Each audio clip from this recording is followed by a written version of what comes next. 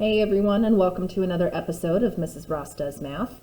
Today's lesson is for lesson 13. Our topic today is dividing integers. Now this is going to be a continuation of lesson 12. Lesson 12 was on multiplying integers. Today we're going to be taking a look at dividing them.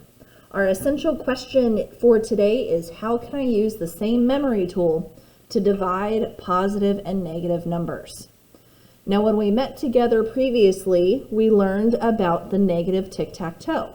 And that negative tic-tac-toe allows us to find out what the outcome of a positive and negative problem or expression would be. So, let's get this going. Now, one key thing here is that both division and multiplication are what are called inverse operations, meaning they undo each other. So because we can use the negative tic-tac-toe for our multiplying, we can also use it for our dividing. And we can see that here. When we multiply these series of numbers together, 6 times 4, we'd get 24. When we go 6 times negative 4, we'd get negative 24. And the reason why is because of this. In our negative tic-tac-toe, we draw plus signs in diagonally, and we fill in everything else with a minus.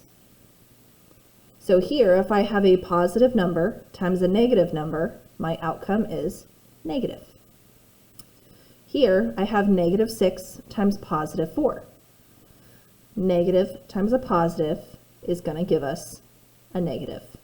So we'd have negative 24 once again. Now finally, when I go negative 6 times negative 4, that's going to leave me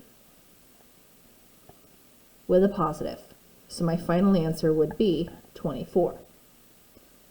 Now just how, in the same way we use the negative tic-tac-toe for multiplying, we're going to use it for dividing. So here, if I have 24 divided by 6, well, that would be a positive and a positive, so our answer would be positive. So we'd get positive 4. If I have negative 24 divided by 6, that's going to be a negative divided by a positive gives us a negative. So we'd have negative 4. When we go negative 24 divided by negative 6, that's a negative and a negative, which gives us a positive. So we'd get positive 4. And here, positive 24 divided by negative 6 would give us negative 4, because a positive and a negative give us a negative. Now, once again, we get to use this negative tic-tac-toe to ultimately solve a series of practice problems. And those practice problems are these here. We are going to go 40 divided by negative 8. Well, we'd have a positive divided by a negative, so our answer is going to be negative. And then, what would be 40 divided by 8? It's 5. So our answer would be negative 5. Our next problem, negative 32 divided by 4.